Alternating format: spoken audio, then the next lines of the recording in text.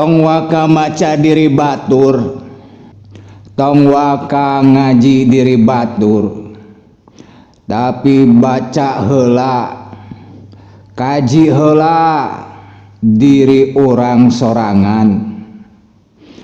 Nu matak sok dielingan orang baheula, beupeujeuh aring ngaji teh ulah kaluar tina diri.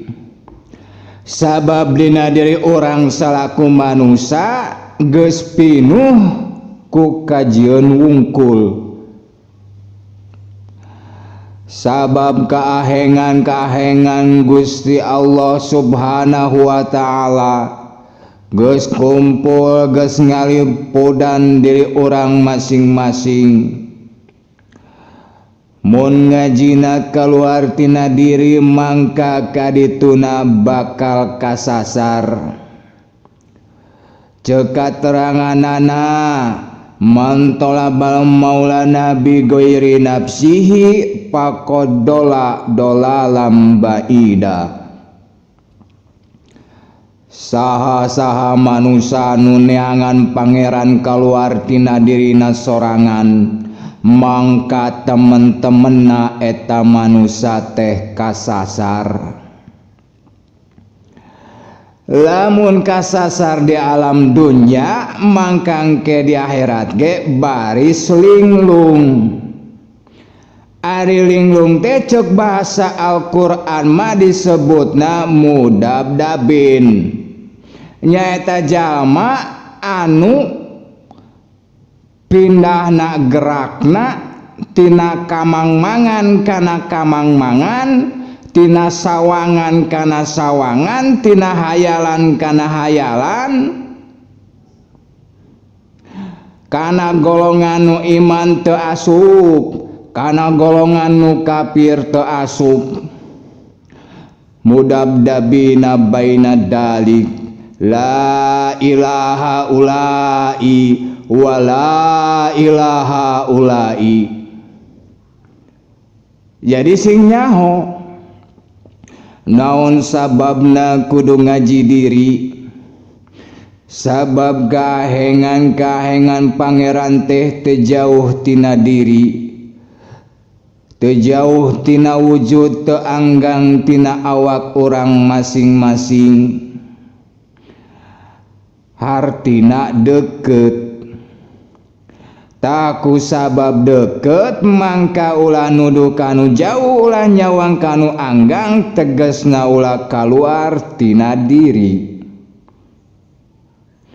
Ari ngaran-ngaran deketna kaula jeung Gustina, ari ngaran-ngaran deketna abid jeung ma'budna, nyaeta dinyatakeun ku katerangan wa nahnu aqrabu ilaihi min hablil warid.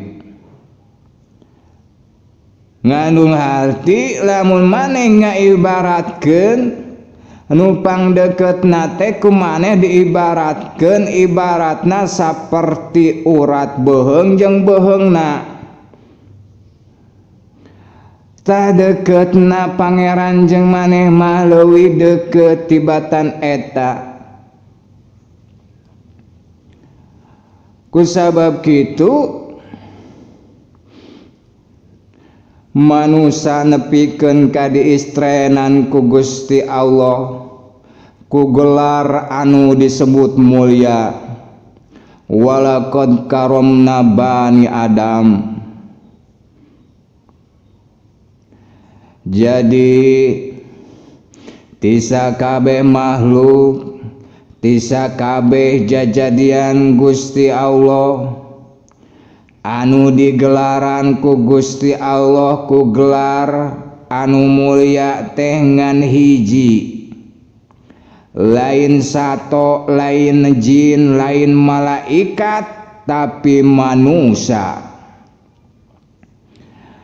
Artina manusia teh nyaeta maneh teh pang alus-alusna, pang sampurna-sampurnana, pang aheng-ahengna kajadian tisa kabeh kajadian makhluk Gusti Allah. Mata kudu nganyahokeun gerakannya hokeun kaayaan anu aya dina diri sorangan. Sabab mun geus kanyahoan tangtung ke bakal ngarasa kaahenganana nu aya di awak urang sorangan. Matak sakali deui mun ngaji tong kaluar tina diri. Ceuk kateranganana ge man aropa nafsahu faqad aropa robbahu. Saha-saha manusia anu geus nyaho ka dirina bakal nyaho ka pangerana. Wa man aropa robbahu faqad jahilan nafsahu. Jeung saha-saha nu geus nyaho ka pangeranana bakal bodoh dirina.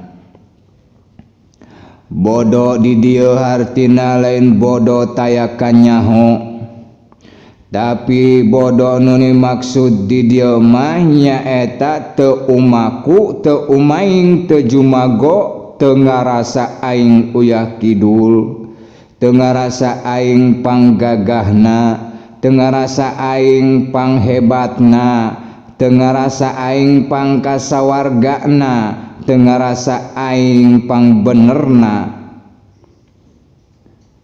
Jadi bodoh teh di dieu mah maksudna nyaeta bisa ngaleungit.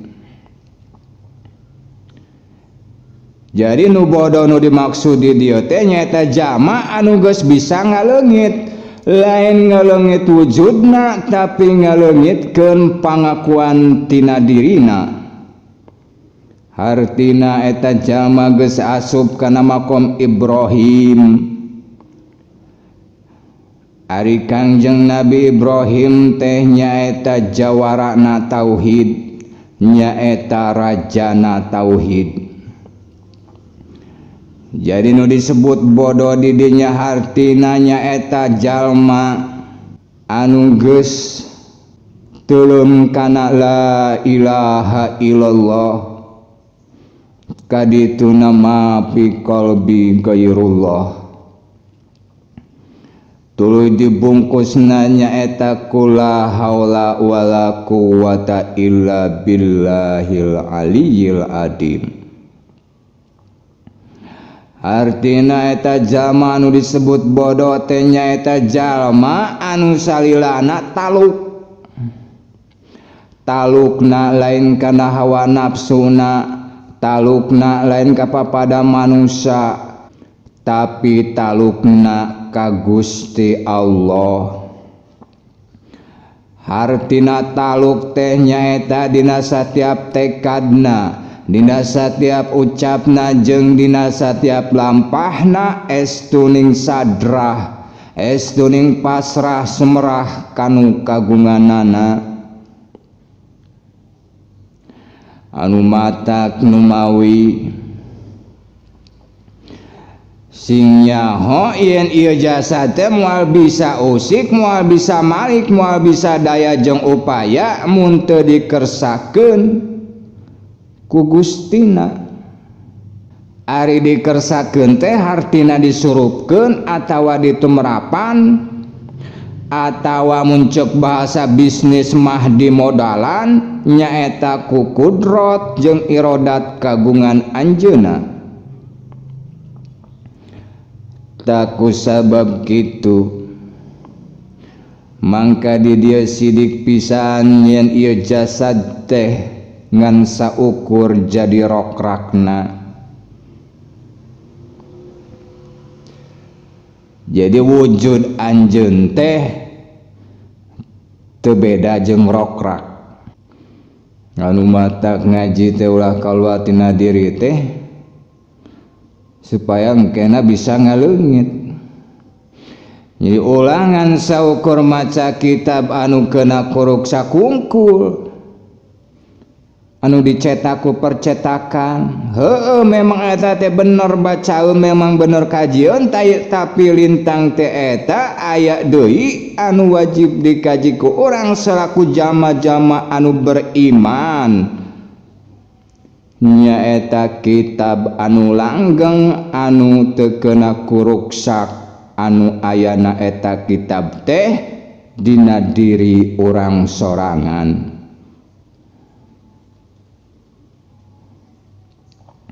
Iqra kitabaka kafa binafsika al yauma alaika hasiba.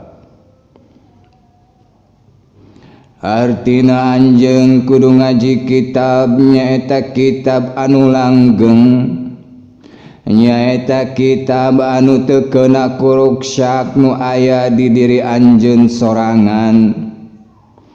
Matak ti ayeuna ulah hayeuh wae tutunjuk ka batur, ulah hayeuh wae maca tekad ucap lampah batur, ulah hayeuh wae ngahakiman batur, tapi hayu orang sungsi ieu diri, urang kotek tak ieu awak, urang panggihan kudrotna jeung irodatna pangeran.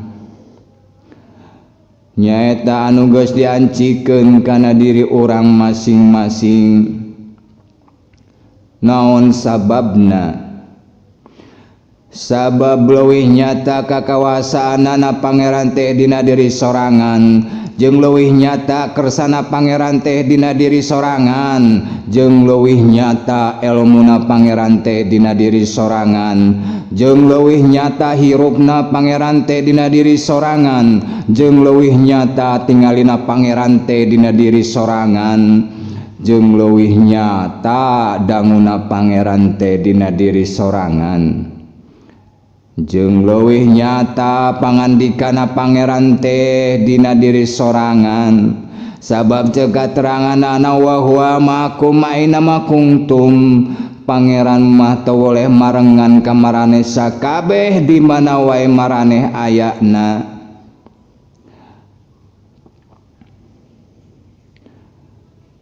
Ari nu ngaran-ngaran dibarengan ku pangeran teh dibarengan ku naonana? Nyaeta dibarengan ku kudrotna, ku irodatna, ku elmuna, ku basorna, ku samakna, ku kalamna jeung sajabana. Pan geus nyata dina sifat anu 20 tea, paneta teh sarangkep hayat jeung hajan. Ari hayat hartina hirup, ari hajan hartina nu hirup. Sama jeung samian, ari sama hartina ngadangu, jeung ari samian hartina nu ngadangu. Basor jeung basirun, ari basor hartina ningali, jeung ari basirun hartina nu ningali. Kalam jeung mutakaliman, ari kalam nyaeta ngucap, ari mutakaliman nyaeta nu ngucap. Ta eta teh ayana dina wujud urang sorangan. Jadi kudrotna pangeran nyaeta pangawasana Gusti Allah anu ngancik dina diri orang teh taya deui lintang ti hirup.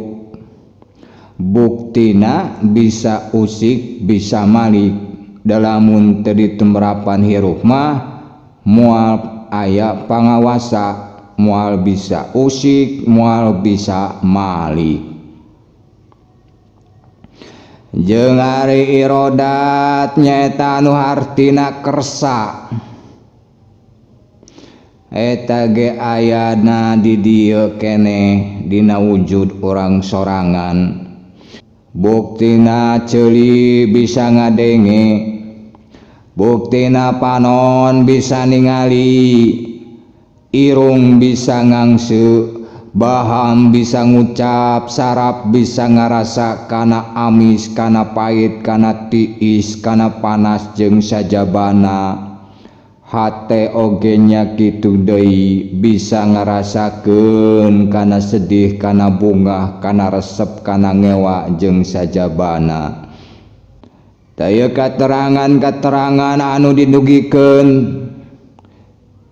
ieu mangrupakeun hanya sebatas pengantar. Sabab lamun diibaratkeun bubuahan mah dina jero kulit aya daging, dina jero daging aya siki, dina jero siki aya mata holang. Tah mata holang mah teu bisa kapanggihna teh kudu ku sorangan-sorangan.